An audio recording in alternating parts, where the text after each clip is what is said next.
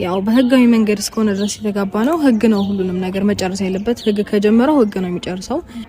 እኔና እሱ ደግሞ በህግ ነው የጀመርነው፣ በህግ ነው የሚጨርሰው ማለት ነው። ስለዚህ ያንን ፋይል ሙሉ አስገብቼ ቀጠሮ ነው እየጠበቅኩኝ ያለሁት። ፈጣሪ ቢረዳኝ ከመውለዴ በፊት ቢደርስልኝ ደስ ይለኛል። ምክንያቱም ነገሮች በቃ አእምሮዬን ሰላም እንዲያደርጉኝ ወይም ደግሞ እንዲያከትሙ ስለምፈልግ። ምክንያቱም እኔ ሲጀመር ወደ እንደዚህ አይነት ጉዳይ አሁን መመለስ አልፈልግም። ምክንያቱም ያለውበትን ሰላም እኔ ነኝ የማውቀው። ወደ ኋላ ተመልሼ ስለ እንደዚህ አይነት ጉዳይ ማውራት፣ ማሰብ፣ ማስታወስ ከነሱን ምረሳበት ነገር ላይ ነው ያለሁት። ገባሽ? እንደዚህ አይነት ነገር ላይ ሆኜ ወደ ኋላ ተመልሰን እንደገና ለምን አትተውም፣ ለምን አትታረቁም፣ ምን ላይ ነው ያለሽው ብትይኝ እኔ ይደብረኛል እንጂ ደስ አይለኝም። አንዳንድ ምን አይነት ሁኔታ ውስጥ አልፌ እዚህ ደረጃ ላይ እንደደረስኩኝ እኔ ስለማቅ ማለት ነው። ገባሽ? እና አሁን ያንን ነገር አንስተሽ እንደዚህ አድርጊ እንደዚህ ብትይኝ አንቺ ራስሽን ከማድከም ውጪ ምንም የምታተርፊው ነገር የለም። አንዳንዴ እኮ ፈጣሪ ይቅር ማለት እኮ በቃ ለብዙ ነገር ጥሩ ነው። ገባሽ? አሁን ከአንዳንድ ሰዎች ደግሞ ትምህርት መውሰድ አለብሽ። እኔ አሁን ካንቺ በደንብ በብዙ ነገር በትዳር በምናምን ጉዳይ እኔ ትንሽ ልምዱ አለኝ እና ከባሌ ጋር ብዙ ጊዜ እንዲህ አይነት ነገሮች ይፈጠራል። በቃ እንዲህ ትጋጫለሽ ምን ታያለሽ፣ ግን ይቅር መባባል ከሌለ ጥሩ አይመጣም። ይሄንን ነገር ደግሞ አንቺ በውስጥሽ በቃ ያለውን ነገር ትውት አድርገሽ ይቅር ማለት አለብሽ። ብዙ ነገር የድሮን ጥሩ ነገርን ነው ማስታወስ። አንዳንዴ እኮ እኛን የሚጎዳን ምን መሰለሽ መጥፎ ነገሮችን ስለምናስታውስ ነው ውስጣችን እንትን እያለ ያለውና አንቺ መጥፎን ነገር ትተሽ ለምን ጥሩዎቹ በፊት ያሳለፋችሁትን ነገር ለማስታወስ አትሞክሪም? ያንን ከነትውት ለማን አታረጊው? እንደዛ ነው የሚሻለው። እኔ እንደዛ የሚሻል ነው ይመስለኝ። እሺ ምን አለ መሰለሽ እንደዛ አይነት ነገር አላደረኩም እንዳልል በጣም አድርጌ ያለፍኩት ነገር ነው ምልሽ። ጥሩን ይሻላል፣ መልካሙን ይሻላል። የተሻለውን ባስብና ስለነገ በቃ መልካም እንዲሆንልኝ ብቀጥል ይሻላል ብዬ እጅግ በጣም ብዙ ጊዜ እንደዚህ አይነት ነገሮችን አድርጌያለሁኝ።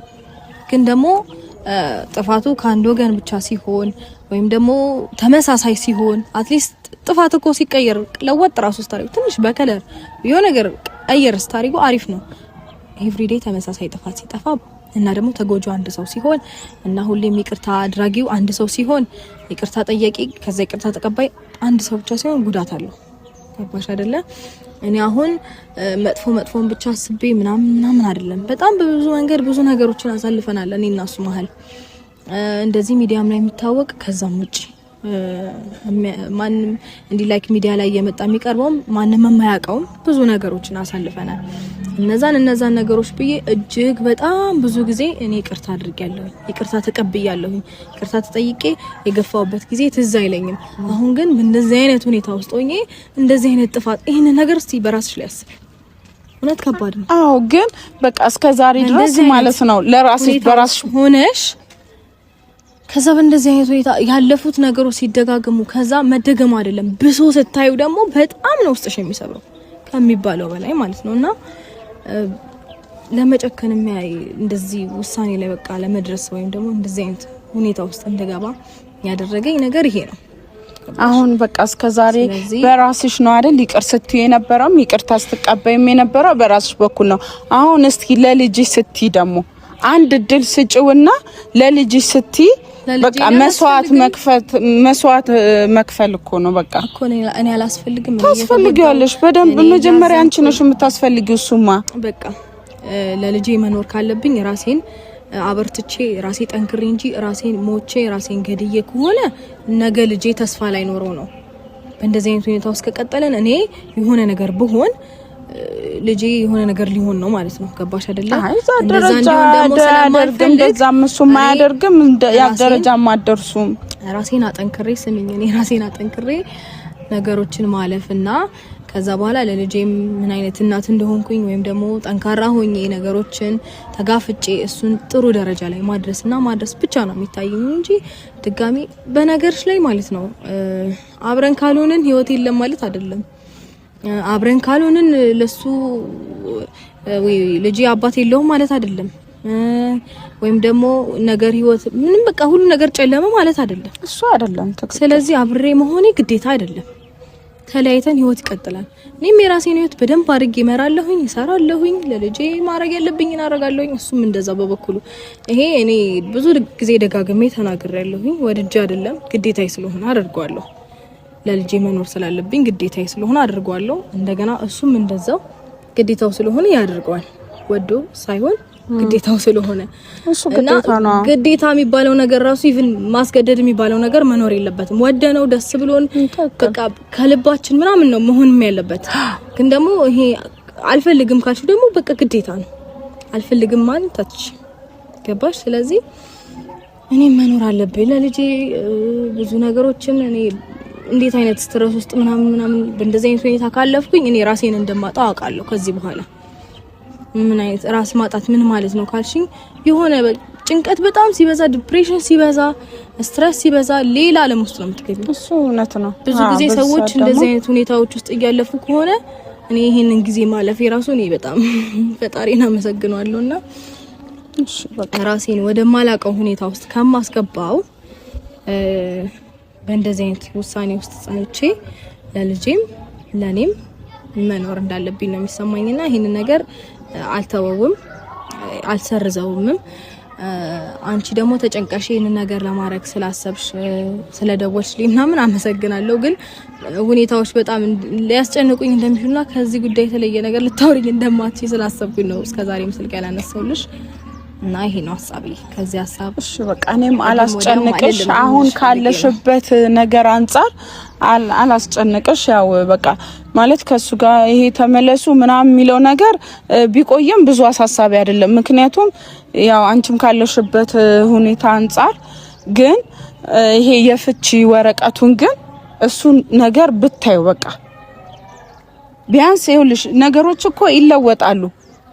ትግስት ካረግንኛ የማይለወጥ ነገር ምንም የለምና አንቺ ከተወለደ በኋላ ልጁ ምን እንደሚፈጠር አናውቅም። አብርሃምም ደግሞ ለዛ ላይ ሲል ምን ማድረግ እንዳለበት ምን ደረጃ መድረስ እንዳለበት በደንብ እንትን ይላል። የዛኔ ሁሉ ነገር እንትን ይልለታል። እስከዛ ግን በቃ ያን ወረቀት ብታዩ በቃ እስከስ የሚባለው ነገር ቢቆም አልተረዳሽኝም ማለት ነው።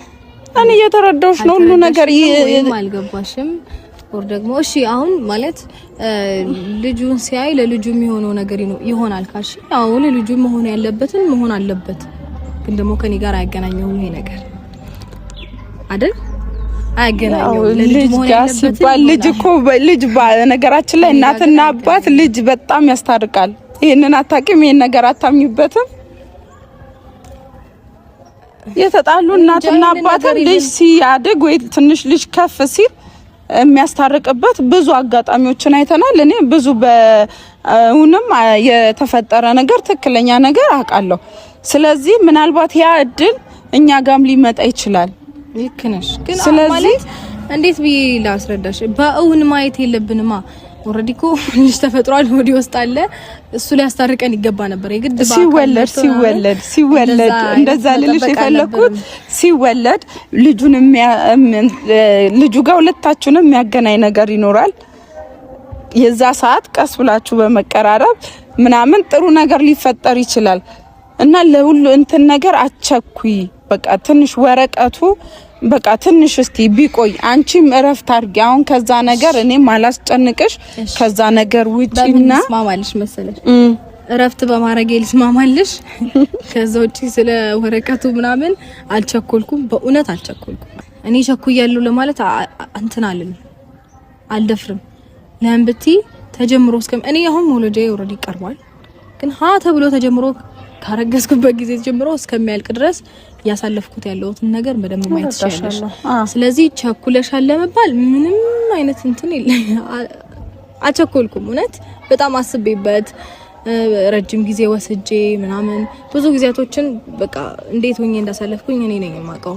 ፋሚሊንም ላለማስጨነቅ ሲደውሉ ነው ምናምን እንደዚህ ይሁን ሲሉኝ አይሆንም በቃ ራሴ ጨርሰዋለሁ፣ ራሴ አስተካክላለሁ ምናምን እያልኩኝ ወይ እነሱ እንምጣ ሲል በቃ እንደዚህ አይነት ነገር ውስጥ ገብተው ራሳቸውን ቴንሽን ማድረግ እንደሌለባቸው ወይም እንዲያረጉ ስለማልፈልግ ረጅሙን ጊዜያቶቼን ብቻዬን ያሳለፍኩባቸው ጊዜያቶች አሉና ምን አይነት ታይም እንዳሳለፍኩኝ እኔ ነኝ የማውቀው። አልቸኮልኩም እውነት ለመናገር እና ይሄ ነው ሐሳቤ።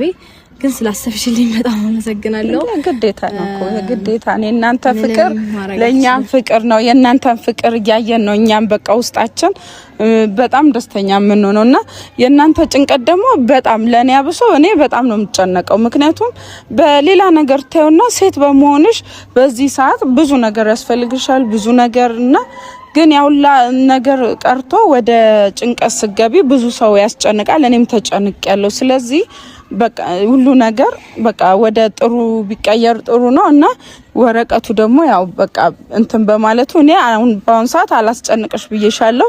ስለዚህ አንቺ በደንብ አስቢበትና ተረጋግተሽ በቃ እንትን በይ። የወረቀ አብሶ የሱ ነገር እሺ አስብበት። አዎ በደንብ አስቢበት እንትን ለማለት ሞክሪ። በቃ ሴት ልጅ ደግሞ ትዕግስተኛ ናት። በደንብ በትዕግስት እንትን ብለሽ ነገሮችን ቆም እያልሽ ማየት አለብሽ። እሺ በቀን በራቀ ቁጥር የበለጠ እንትን እያለ ስለሚመጣ እንደዛ ነው የሚሻለው። አይሻልም? በቃ እንደዛ ለማድረግ እሞክራለሁ። በቃ በደንብ አንስቢበት የኔ ውድ። በቃ እንገናኛለን። አው ብዙ ሰዓት አቆምኩሽን ደክሞሻል። ቻው በቃ ሂጂ እናቴ። የመሸም ስለሆነ በቃ በጊዜ ሂድ። እሺ በቃ ቻው እሺ እናቴ። ቻው እሺ።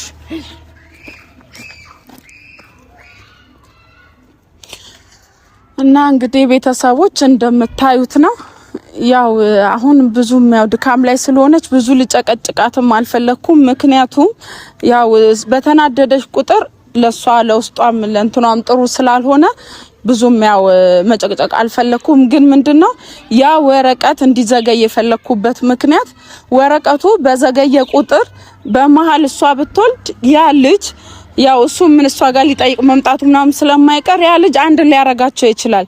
አብርሃምም ደግሞ ልጁን ሲያይ መጓጓቱ አይቀርም። በዛ ሰዓት እንትን ሊል ይችላል። በቃ ሁሉ ነገር ትቶ ሙሉ ልቡም ቀልቡ ምን ሁሉ ነገር ወደዚህ ሊመለስ ስለሚችል የወረቀቱ የክሱ መዘግየት ማለት ነው ብዙ አስተዋጽኦ አለው ቤተሰቦች።